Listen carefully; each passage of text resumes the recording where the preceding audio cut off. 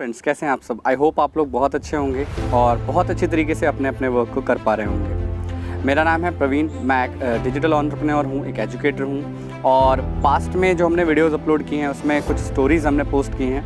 I hope आप लोगों को वो स्टोरीज़ पसंद आ रही होंगी और आज भी हम एक डिसेंट एक ख़ास स्टोरी के साथ वापस आए हैं।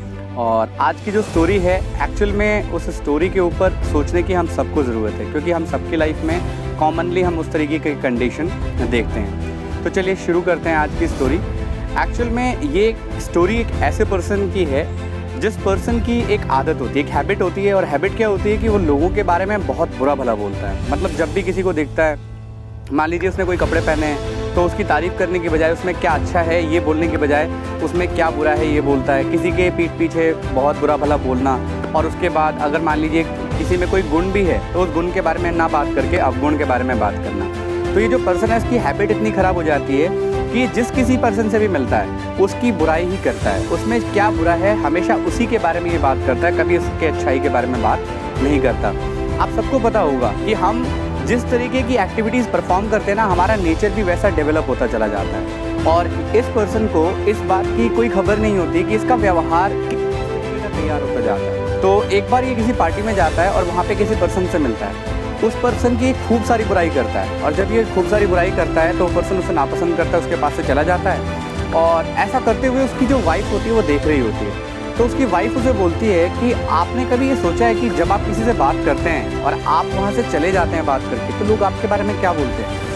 वो बोलती है कि जब भी आप किसी से बात करके जाते हैं वो आपके बारे में इतना बुरा बोलता है, इतना बुरा बोलता है। कोई भी पर्सन जिससे आप मिलते हैं इतना बुरा बोलता है कि आप समझ नहीं सकते, बहुत ज़्यादा बुरा आपके बारे में बोलता है। क्या आपको ये अच्छा लगता है? क्या ये चीज़ें आपको सूट करती हैं? हर पर्सन में भगवान ने कुछ ना कुछ अच्छाई, कुछ ना कुछ बुराई दी है, लेकिन क्या हमें सिर्फ बुराइयों को ही देखना चाहिए?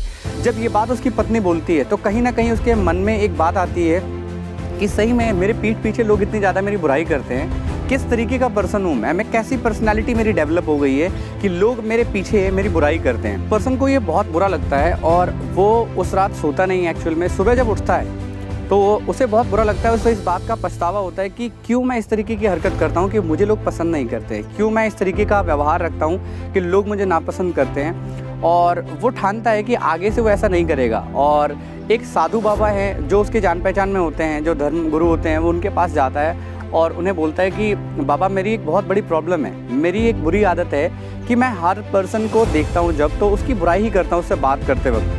तो मैं क्यों ऐसा करता हूँ, मैं किस तरीके से इस आदत को सुधार सकता हूँ? मुझे बहुत पछतावा होता है, मैं आगे से ऐसा कभी नहीं करूँगा। इस चीज़ के बारे में मैं हमेशा सोचता रहता हूँ। तो साधु बाबा कहते हैं कि एक काम करो, मेरे सामने एक बोरा रखा हुआ है, वो बोरा आप लेके आओ। तो वो पूछता है कि इस बोरे में क्या है, क्या करवाना चाहते हैं आप? तो वो बोलते हैं कि इस बोरे में कुछ पंख रखे हुए हैं, आप यहाँ से सीधे जाओ और जब चौराहा आ जाए तो उस चौराहे पे इस बोरे को पलट देना और आ जाना।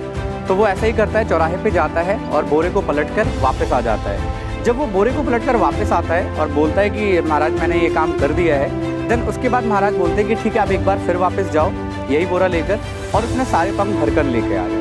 तो वो जाता है और जाने पे क्या देखता है कि वहाँ पे एक भी पंख नहीं है। हवा के बहाव में वो सारे पंख उड़ चुके होते हैं। कुछ 5-6 पंख जो उसको मिलते हैं वो वहाँ पे उस बोरे में भर के ले आता है और वो उनके सामने ला कर रख देता है। तो बाबा कहते हैं कि जिस तरीके से आपने अभी ये देखा कि ये जो पंख है जिसे आप भर के ले गए थे बोरे में, जिसको चौराहे पे आपने छोड़ दिया, वो सारे पंख उड़ गए।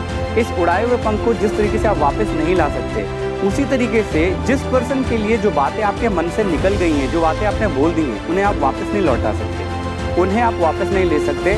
अब आपको उनका जो परिणाम है वो भुगतना पड़ेगा। हम लोग बोलने से पहले सोचते नहीं हैं और कई बार उसके बाद फिर रिग्रेट करते हैं। तो बाबा ने बोला कि ये तो पॉसिबल नहीं है कि जो पीछे आपने गलतियाँ की हैं उन पर्सन की नज़र में आप बेहतर बन जाओ। हाँ, कुछ लोग ऐसे होंगे जो आपको शायद माफ़ भी कर दें, लेकिन ज़्यादातर लोगों के समझ में आप ऐसा नहीं कर पाओगे। तो उन्होंने ये बताया उसको कि आपको केवल ये ध्यान देना है कि आज के बाद आपसे कभी इस तरीके की गलती नहीं हो और आप इन चीज़ों को दोहराओ नहीं। ये इस बात पे आप अपना मेन फोकस रखो। और उसे तब वहाँ पे फील होता है और वहाँ पे वो मन में ठानता है कि आज के बाद वो उस तरीके का काम कभी नहीं करेगा, क्योंकि हम लोगों के लिए अच्छा भी तो बन सकते हैं। हम क्यों लोगों के लिए बुरा बने? हम क्यों लोगों के लिए कोई गलत परसेप्शन रखें? हम अगर किसी के बारे में अच्छा नहीं बोल सकते तो हम क्यों लोगों के बारे में बुरा बोलें?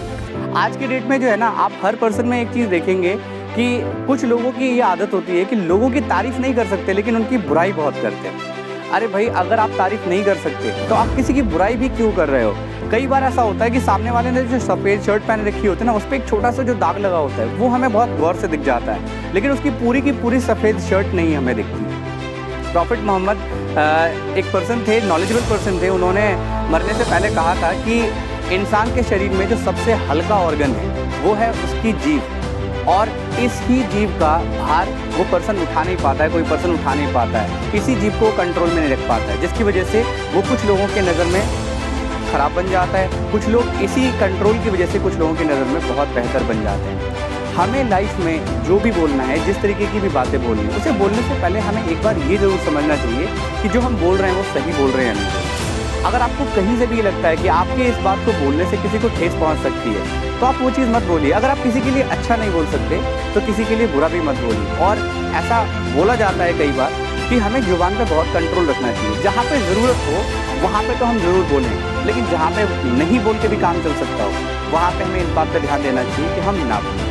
ऐसा करके हम न सिर्फ लोगों की नज़र में अच्छा बन सकते हैं, हमारी एक अच्छी हैबिट भी डेवलप हो सकती है। और अगर हैबिट डेवलप हो जाएगी तो आगे आने वाले टाइम में आपकी पर्सनालिटी में ये चीज़ बहुत बेहतर उभार लेकर आएगी, बहुत बेहतर जो है एक बेहतर चीज़ बनाएगी, एक बेहतर इंसान बनाएंगे। आई होप आपको जो स्टोरी मैंने सुनाई है कि हमें किस तरीके से अपने बोलने के ऊपर कंट्रोल रखना चाहिए, इसका क्या इम्पैक्ट पड़ सकता है हमारी लाइफ पे, ये आप समझ पाए होंगे।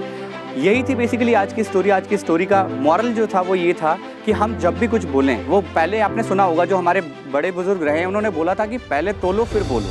मतलब जब भी आप कुछ बोलने वाले हैं तो अपने मन में सोचिए, और अगर आपको लगता है कि इसे बोलना चाहिए तो बोलिए, अगर नहीं लगता है तो इसे आप मत बोलिए। क्योंकि अगर आपको ये नहीं लगता है कि मुझे बोलना चाहिए और फिर भी आप बोलेंगे तो कहीं ना कहीं किसी को ये बात बुरी लगेगी। तो यही हमारी आज की स्टोरी थी। आई होप आप लोगों को स्टोरी बहुत पसंद आई होगी।